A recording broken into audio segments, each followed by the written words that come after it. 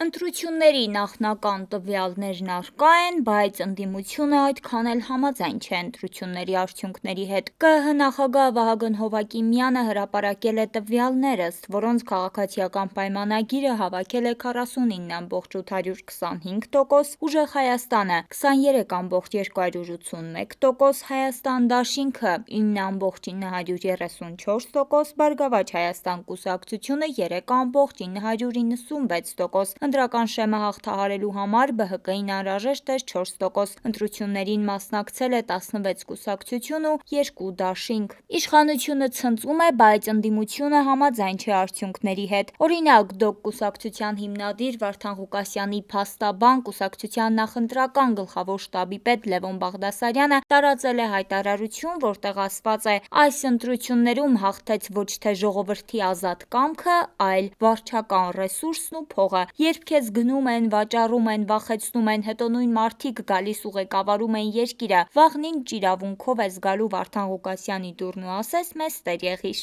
Ընտրական արդյունքների հետ համաձայն չէ նաև Էդմոն Մարուքյանը, ով Լուսավոր Հայաստան կուսակցության վարչապետի թեկնածուն էր։ Բոլորին բռնելու են,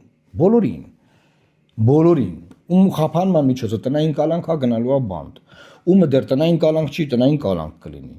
ումը վարչական վերահսկողությունը ուղակի բանա գալիս, մինչև 10-10-ին տուն է գնում, նրանը տնային կալանք կդառնա, մեծ մասը կգնա բանդ, մեծ մասը, էս է ալնելու, և քանի որ սկսելու է այս արշավը անցած ընդդիմադիր ուժերի դեմ, ընդդիմադիր անցած ուժերը սկսելու են պաշտպանվել, չէ,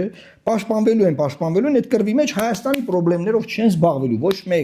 ոչ մեկ Հայաստանի պրոբլեմներով չի զբաղվելու, այդ պրոբլեմները մնալու է եսի մուր, Ալիևի մոտ։ Նիկոլ Փաշինյանը նորից խոսում է եռագլուխ կուսակցության մասին։ Պիտի արձանագրեմ, որ պատերազմի եռագլուխ կուսակցությունը ջախջախված է։ Ալեն Սիմոնյանն ասում է, ինչ խոսք ուժեղ կրվեցիք։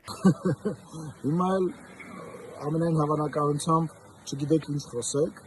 ուժեղ կրվակ, ինչ խոսք, ուժեղ կրվակ։ Բայց Նարեկ Կարապետյանը շնորհակալություն է հայտնում հարյուրավոր իրենց ընկերներին, որոնք հիմա անազատության մեջ են։ Նրանք անօրինական ձերբակալվել են, որպեսզի ՔՊ-ն կարողանա իր գործերն անի ընտրական պրոցեսի ժամանակ։ Շնորհակալ եմ ձեզ, ձեր միջոցով է, որ հայ ազգը կարող է ապահովել իր պաշտպանողականությունը։ Շնորհակալ ենք ձեզանից առույցի պես պայքարելու համար։ Ընտրական արդյունքների մանրամասներին տեղյակ լինելու համար հետևեք Պանորամայեմի և բաժանորդագրվեք մեր ալիքին։